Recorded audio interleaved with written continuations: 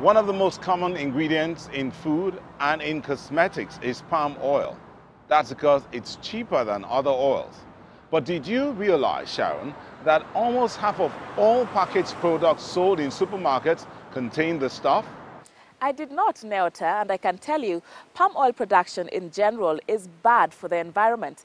Large swaths of tropical forests are often cleared to make way for vast monoculture plantations, and people are driven from their land by big oil companies.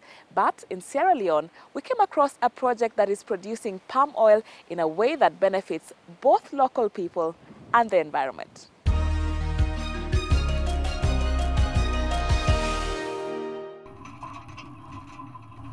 To get to the villages around San Malen, you have to pass a checkpoint. This land belongs to the Sokfin Agricultural Company. Here, where local people used to farm, Sokfin is growing oil palms. It's a massive monoculture that requires large amounts of chemicals.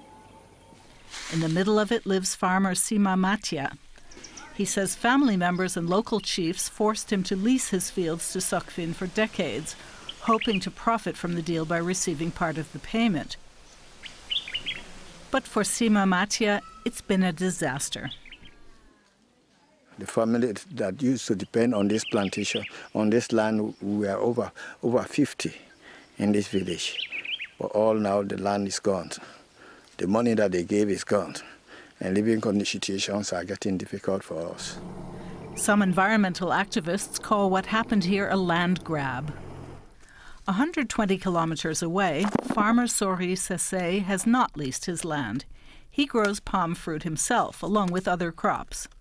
The oil palms bear fruit for 25 years, but since they can only be harvested 3 or 4 years after planting, it's a long-term investment.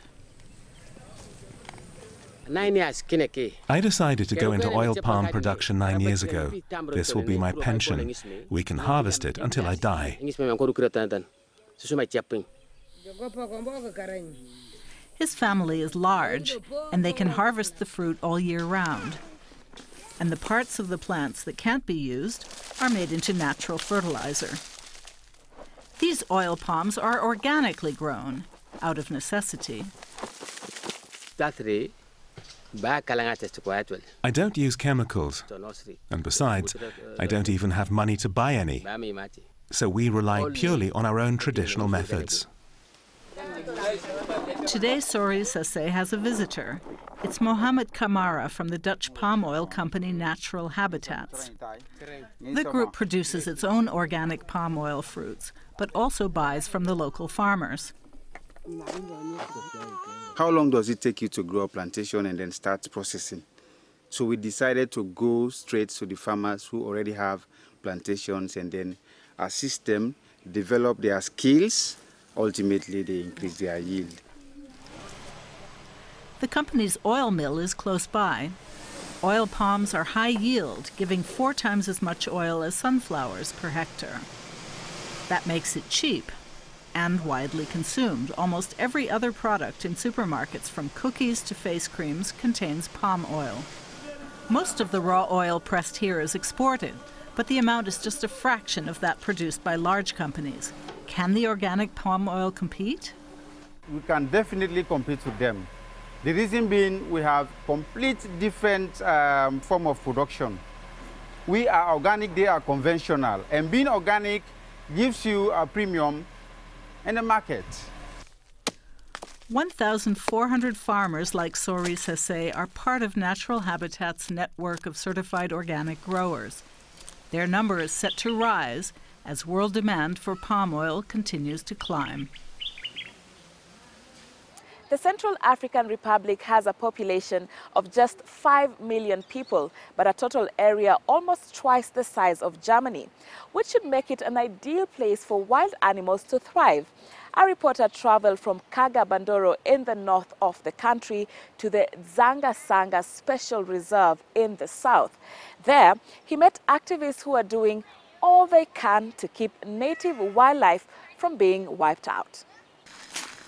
It's relatively tranquil in the rainforest in the south of the Central African Republic. That hasn't always been the case, but the war has shifted to other regions now. Gorilla expert Terence Fu was one of the few people who remained in Zanga Zanga after the area was overrun in 2013. When the rebels got here, they looted the project site. There were some poachers that came from Sudan and succeeded to get here, went to the Zanga Bay, where it's the forest clearing, and killed a lot of elephants. And as a result, this place was just almost inhabitable. The unique wildlife in Zanga Zanga is still thriving, thanks in part to generous financial support, particularly from Germany.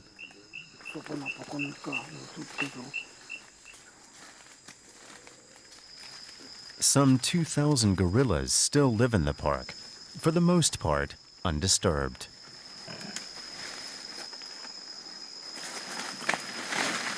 It's a source of income for the population. We have a staff of 60 people. In a small village like this, employing 60 people, it's not an easy task. It's like feeding like 120 different families. So we think that the people really benefit from it. More than 1,200 wild elephants also live in Zanga Zanga. In the middle of the rainforest is a clearing. The animals are attracted to the mineral salts in the soil. For the past year, Luis Arranz has been working here for the World Wildlife Fund for Nature. He's had many years of experience dealing with nature conservation in crisis regions. Elephants are a favorite target for poachers.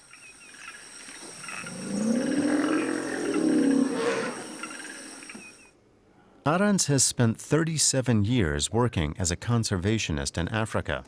And during that time, he's observed how elephants are gradually disappearing from the continent.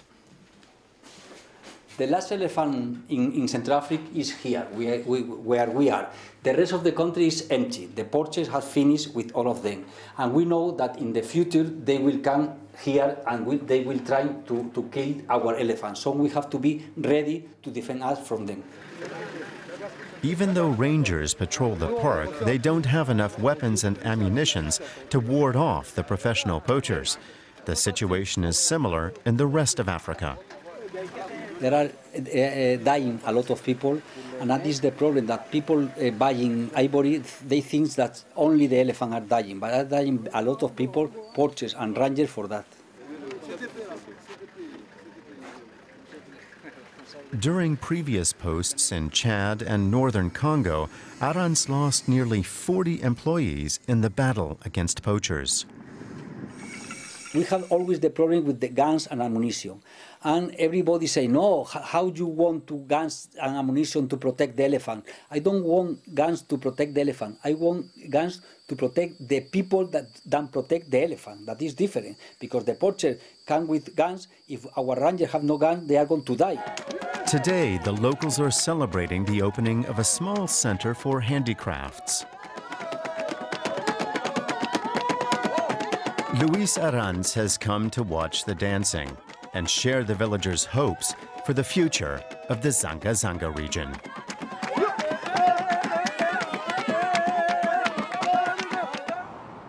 That's all we have time for. We will be back next week with more environmental ideas and initiatives from Africa and Europe.